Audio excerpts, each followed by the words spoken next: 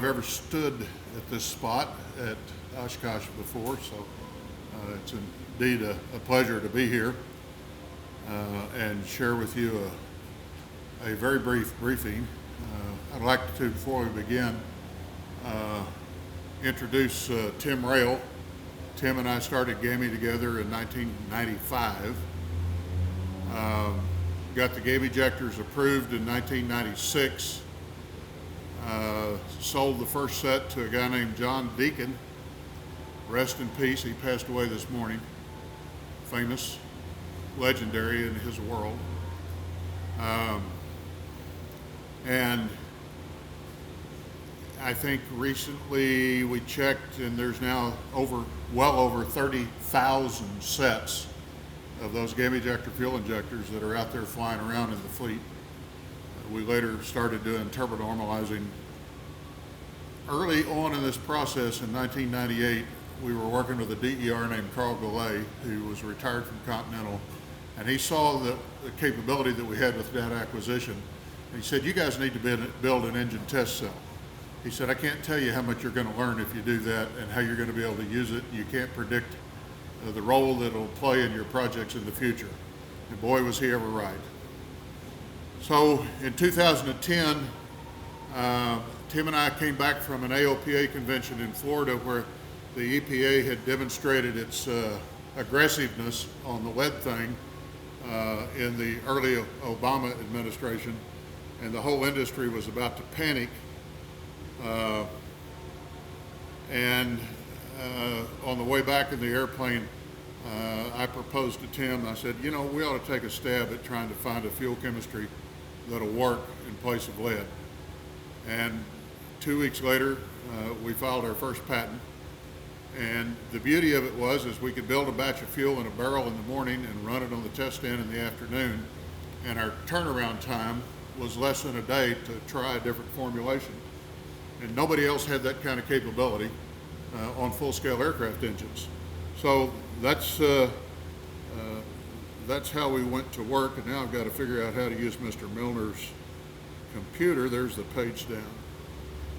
So fast forward 11 years, and yesterday at the Unleaded Fuel, Earl Lawrence and some of the trade groups announced that last Friday about 1:19 in the afternoon, the manager at the Wichita Aircraft Certification Office signed the very first ever high octane unleaded fuel approvals for use in general aviation aircraft engine. First ever high octane unleaded avgas approved for use in general aviation. I would like to mention I stumbled onto this on the back of a coffee mug, and it immediately caught my fancy and my attention. I don't know who Dr. Thomas E. Phipps was, but his comment about what real research and development is certainly resonated with our little company located in the heart of what used to be known as the Indian Territory in the southeast corner of the state of Oklahoma. However, as background, it wasn't like this was just a complete wild hair on our part, because from 2002 through 2009, GAMI had tested multiple candidate unleaded avgases for various different petroleum companies from 2 different countries, and they sent it to us to test because frankly they didn't trust the ASTM process, and they didn't trust anybody else to do this, and they wanted it done privately. So we ran 3 different major fuel chemistries from 3 different refineries, and did all of the detonation testing, wrote the reports for them, and none of them had adequate octane to be usable as a replacement. And they failed to provide adequate detonation margins. And so we had that experience and knowledge base when we went to work to try and formulate a fuel chemistry that could be used as a drop-in fuel. So these are pictures of the GAMI aircraft piston engine test facility in Ada. Of some interest, that control room right there. If you look at that metal console, most of you that were teenagers at the time Neil Armstrong landed on the moon will have seen that before, because it used to sit inside mission control at the time of the moon landing. We bought it surplus from Houston and put it in our test cell. I don't think there's but one other possible candidate in the country that has the capability that we have engineered into this test cell. We have the ability to change that software. If you let a commercial contract, wrote the specifications, let a commercial contract, it would cost millions and millions of dollars to get that software rewritten from scratch that we've developed over the last 20 years that's in that test cell.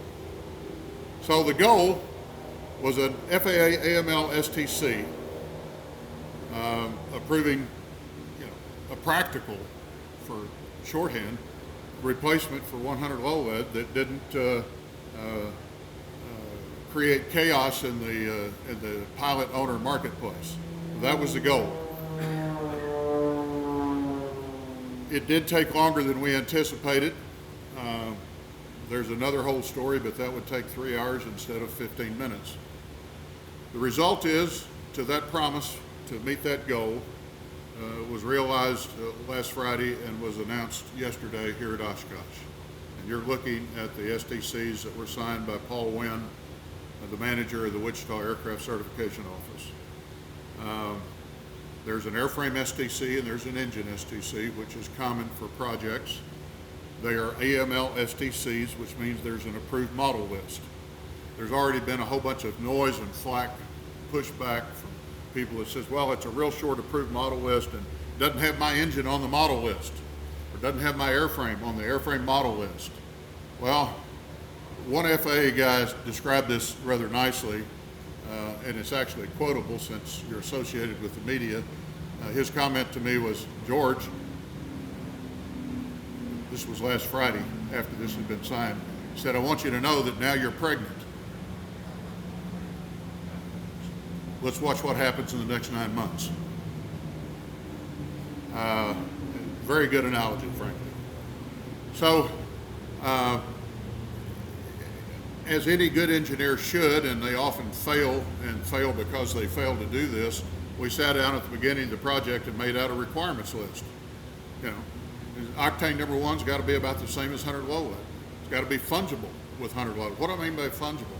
It means that you can mix it in any combination that you might want in the fuel tank of the airplane, or just as importantly, maybe more so, you can mix it in the 100 low lead tank that's at the airport when you're doing a transition from one fuel to the next. And the problem is when you mix two fuels together on their face, neither fuel is a conforming fuel, meaning neither fuel on its face conforms to the specification. So if there's an airplane accident, somebody stands up and says, aha, you sold me a fuel that does not conform to the specification. Well, that's a big problem. We solved that problem, and the FAA has blessed this and approved the specification because our specification has a provision in it, an explicit provision in it, that says G100UL high-octane aviation gasoline that is commingled with other conforming aviation gasolines remains a fuel that meets this specification.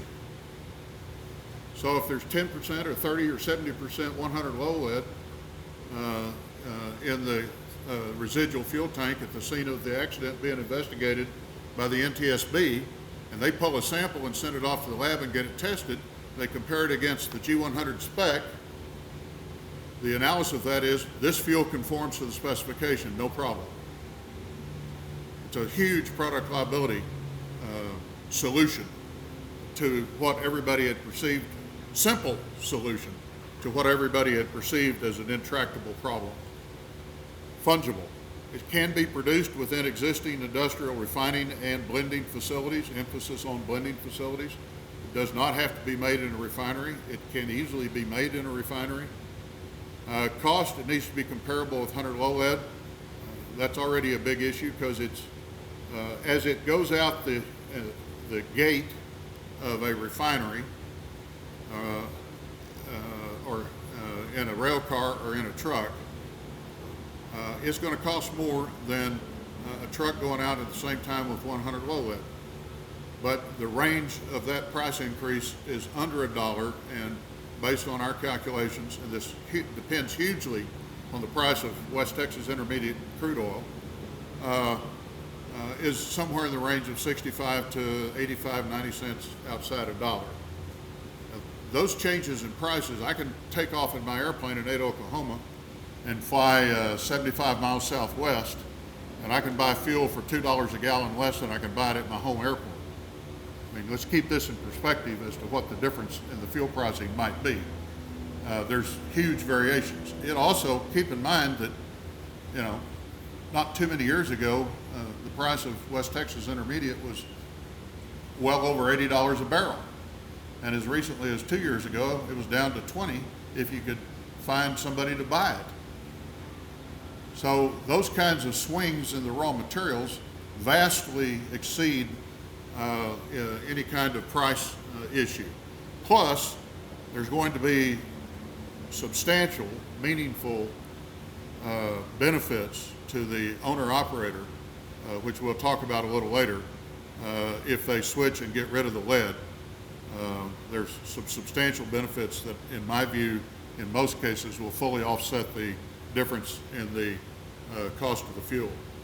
And finally, the last requirement was essentially a fleet-wide all aircraft, all engines FAA approval. I showed this list of requirements, of 5 requirements, in a PowerPoint sitting in the corporate headquarters in Houston, and Phillips Petroleum.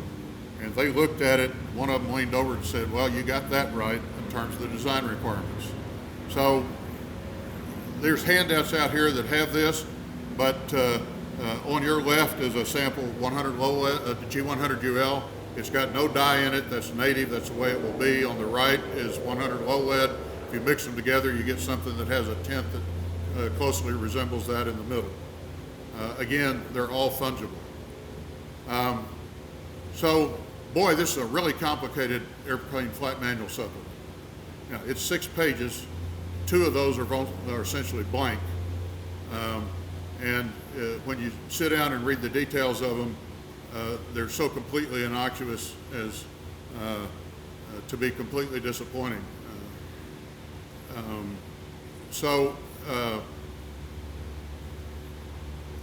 Like I say, this is really simple. We can make those available if somebody wants to see them. You send us an email or something, I'll forward you a copy of the thing. So one of the, I'm going to bounce back, one of the complaints we've already heard is, well, yeah, but your detonation testing only covered this limited number of engines, and those are pretty benign engines that are on your initial AML STC. The FAA asked us to restrict the scope of the initial AML STC so that we could create an orderly entry into the market with available production without creating chaos. As part of that, the last year or so has been wonderful to work with the FAA. But just to lay asunder all of your doubts about whether or not the worst case nightmare existing general aviation engines meet the critical detonation requirement, this is excerpts from the formal approval of the detonation testing done last December 15th and 16th with the FAA with a special COVID waiver from Washington on site in Ada, Oklahoma for 2 days. And if you stop and look at this a little bit, and if you know your engine type certificate data sheets, there's one of the real bad boys. That's a 350 or 360 horsepower supercharged Continental engine. That's another one. This is the engine currently used in the Cirrus. All right, those are reportedly kind of worst case engines. In addition, there's common wisdom, which is often erroneous, but that the Lycoming IO 540K series of engines are the most difficult engines in the fleet.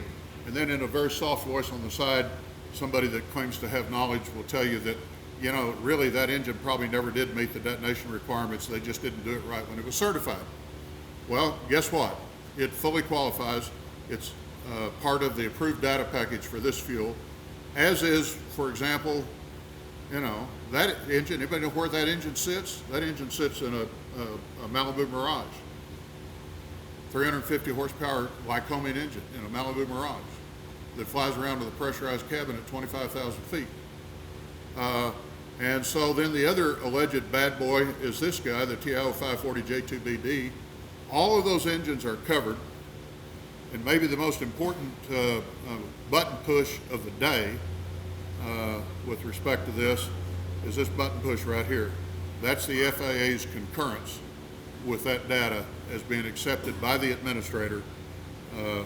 That's what supports the expansion of the AML STC. We don't have to redo any of that to expand to include that whole broad scope of engines. And this group of engines are designed as markers on 6 corners of an octagon or a pentagon or whatever geometry reference you want.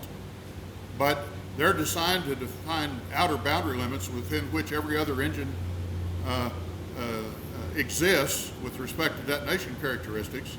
And so the easy part of this is you write a substantiation report and tell the FAA why all the other engines fall within the boundary conditions already tested and defined by this scope of engines. Problem solved. So in summary, GAMI with FAA direct and active participation and approved test plans and approved test results has successfully completed these 7 items. Material compatibility, high altitude operation, 25,000 feet, back-to-back hot day, 105-degree day with 110-degree fuel in the tanks, preheated to 25,000 feet and back, doing back-to-back testing with min-spec 100 low lead. There were 4, count them, 4 highly experienced FAA engineers on the ground in Ada, Oklahoma to witness that testing that was done that day in September of 2012. The performance testing has been done on both Continental and Lycoming engines. A full-blown 150-hour Part 33 endurance engine block test has been successfully completed. There's also about 170 hours of real-world functionality and reliability testing has been done. And then, as I mentioned, the December 15 and 16 detonation testing. All of these tests and all the resulting data has now been fully approved and accepted by the FAA. We've got 2 remaining tests that we mutually with the FAA have agreed to do, agreed that they were prudent. Those tests are underway as we speak, and I'm hoping to get them completed in the next 3 to 5 months. And as we complete those, we basically go back to the computer keyboard, write a report, and we start coming out with a vastly expanded approved model list for both of these STCs. All of these 2 tests are basically repeats of tests that we've already successfully completed. So what's our plan for deploying it? I want you to take a look over here at these people wearing these red shirts. They're AvFuel. The president of AvFuel, Craig Sincock, is sitting in the middle in the front next to the pretty lady. And the guy on the back is the ugly counterpart to the pretty lady. So let me show you how we plan on getting this deployed, because that's the next question. Well, how can some pipsqueak little company in the southeastern Oklahoma possibly get this stuff industrialized? Well, the answer is we can't. Somebody sent me to see Craig Sincock about 9 years ago, and he has thereafter monitored this project very closely. And so here's how this gets industrialized. Follow along as I hit the button. On the upper left, GAMI has patents and FAA certification, and GAMI will monitor and be responsible for the quality assurance of the fuel that's produced in quantities of 150, 200 million gallons a year. A company called Lancis, they're a little bitty chemical company in Europe, just happened to be the spun off from another company you've never heard of as a chemical subsidiary. Their former parent company was this unknown little company, and I'm going to all this extreme because we've been accused of not having any subject matter expertise associated with this project by certain members of some of the trade organizations. Anyway, it's this little unknown parent company called Bayer.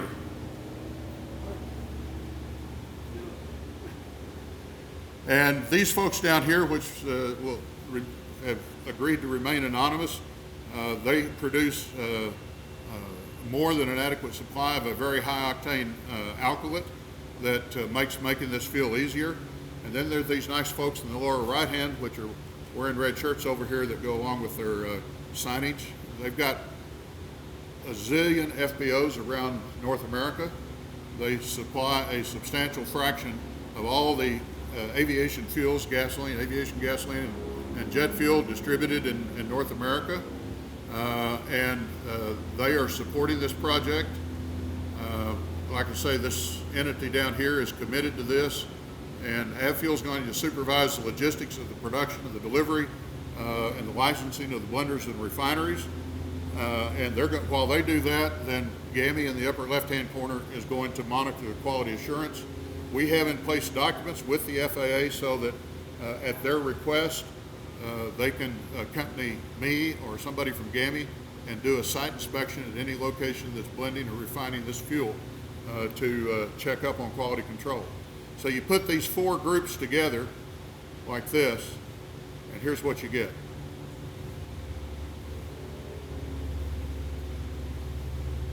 That's the plan.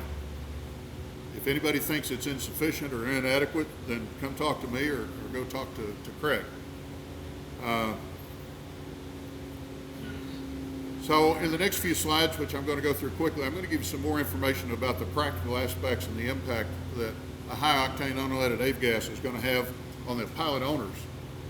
So here is the inside of a cylinder at the end of a full-blown FAA endurance run on unleaded avgas, on G100UL. In the immortal words of one of my friends, Paul Milner, who happens to be sitting here today, when he looked at this, wow, that's really clean. Okay? And it is. It's almost unbelievable what it does for the benefit of these engines after long exposures. We believe that the operators of these engines are going to be able to extend the time between overhauls, and we do that based on information we've received from the race car industry, in which people that sometimes race those funny little horizontally opposed air-cooled engines have told us that when they switch from leaded fuel to unleaded fuel, their TBO on those engines doubled. We think eventually we can get some TBO extensions, and possibly using synthetic motor oil. Those extensions for between oil change intervals can go out to 110, 120 hours instead of 30 or 35 or 40 hours as they are now. All of that saves the owner a great deal of money that, in practical terms, will offset any change in the cost of the fuel. And you know, if you're an owner and you change your own oil, you spend a couple of 3 hours doing that. What's your time worth? It's probably worth more than the difference in the price of the fuel for getting rid of one of those oil change intervals. Without the metallic lead deposits, it makes the synthetic motor oils possible. The synthetic motor oils, and based on our testing, show that the cylinder head temperatures drop 15 to 20 degrees or maybe 25. That's a huge improvement and allows for extended life and potentially even higher speeds due to reduced cooling drag. Problems that we do not have: lead or other metallic deposits in the combustion chamber. All other candidate fuels presently before the PAFI program have got a real serious problem with metallic deposits. Problems we do not have: incompatibility. This fuel is fully fungible with 100 low lead. Problems we do not have: cold weather starting and operational problems. The FAA personally did a cold weather start in February of 2010 on this fuel. Problems we don't have: long-term storage problems. We've had fuel stored in Florida for more than 3 years, in one closed barrel and one half full barrel, and then brought that back and had it tested, and it was pristine. So, expansion of the AML to all aircraft and all engines, sometimes when, look, this is certification. It never happens on schedule, but I think based on the progress we've made in the last 11 months with the current FAA team, we can get this done by Q1 or Q2 of next year. Questions? All right, I'm going to start from right to left, and I'll start in the front right. Speak up, because I'm an old man and hard of hearing. So I'm a little confused. blend your fuel with existing 100 low-end stock, and it's okay to use. But what if your aircraft is not in the AML, and you still use the blended fuel? No, your airplane has to have an STC in order to be able to use the blended fuel. So that brings another question. Does an FBO have to maintain 2 tanks? No. One for the aircraft with STC and one for the STC and one for the If there's an STC for substantially all of the, thank you. So the question was, can you, without the STC, can you use the blended fuel? No. And then he said, well, doesn't the FBO have to have 2 tanks? No. You only have 1 tank, and you can put G100UL in it, and anybody that buys the STC can fly away with it. So somebody who doesn't have the STC cannot buy fuel and that. If they do that, they are flying their airplane in a non-conforming condition. Have I not answered your question? No. That means that the FBO now has to exclude aircraft that they have been servicing before for fuel, and now they can't. If the owners aren't willing to spend a very nominal amount of money to get an STC, that's the owner's problem, it's not the FBO's problem. All right, another question. Have you done any work to figure out if the CHTs or EGTs change at all? I mean, can we now go up higher, or do we have to worry about lower? I mean, I'm imagining it's higher than lower. So early on in this project, some guy that nobody's ever heard of by the name of Alan Klattmeyer got interested, came to Ada, said, I want to go flying on this fuel in your turbo-normalized Cirrus. We spent a couple hours in the air. We had G100UL in the left tank and 100 low lead in the right tank, or vice versa, with that very beautiful Avidyne engine monitor. He could not tell the difference whether, I was sitting there with a towel over the fuel selector, switching fuels left and right. He couldn't tell which fuel was which. So, more specifically, sorry, do you know if the limits on those numbers will change as a result? No, the flight manual supplement says explicitly no. There is no change in the operating requirements, characteristics for the pilot. 0. None, underline, bold-faced, point in red, none, zip, 0. Next question over here. We're here. I'll come back to you.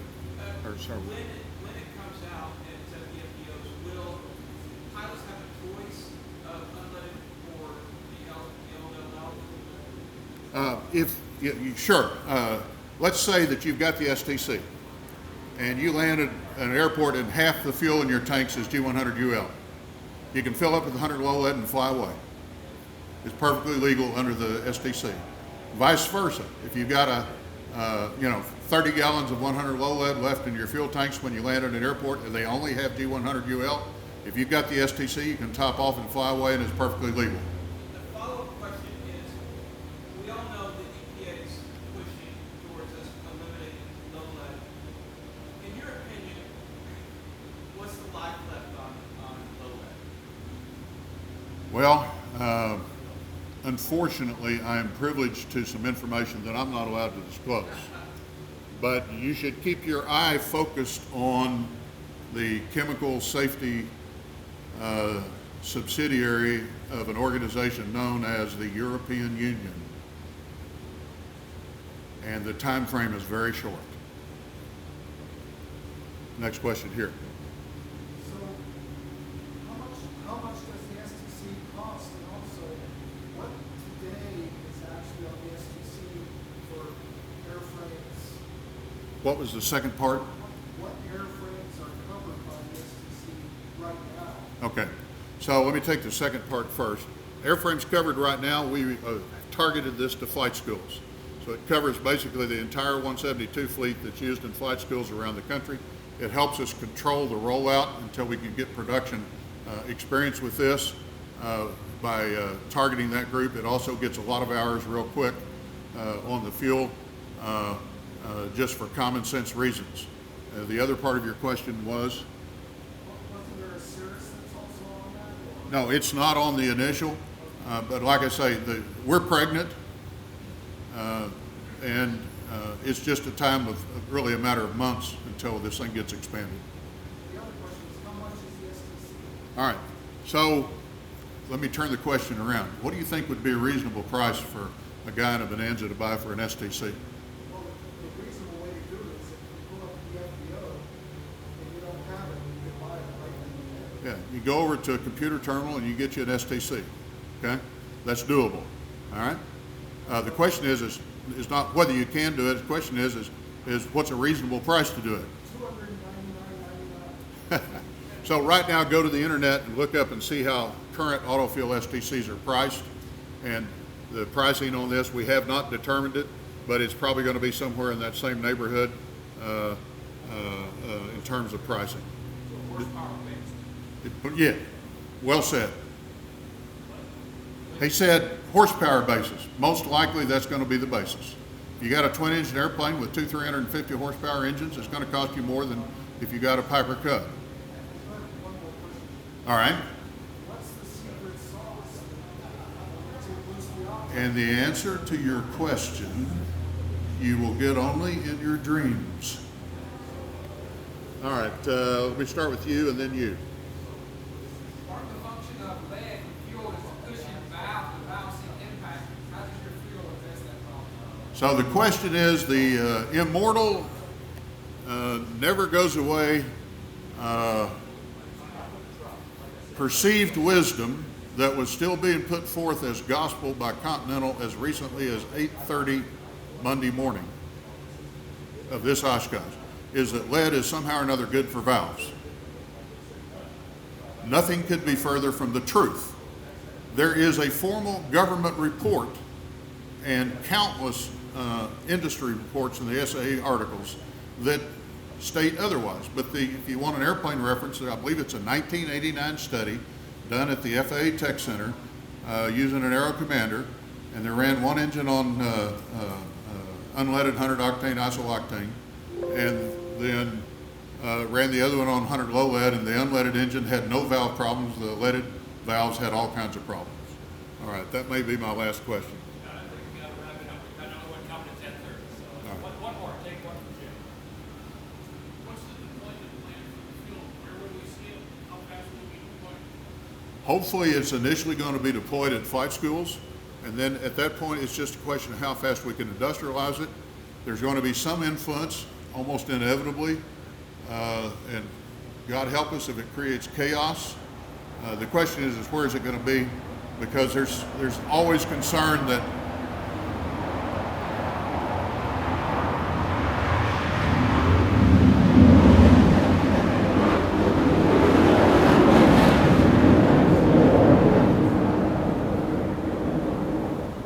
what a beautiful sound. You know, there's always some concern that some political subdivisions around the country are going to get hyperactive and start banning this stuff, banning 100 low lead. And that might get to be more and more likely as in the event the EU does something in the near term. Keep in mind, ask yourself where the heck we'd be under those circumstances if we weren't standing here having this discussion today about an approved, available, high-octane, unleaded avgas. Thank you all very much.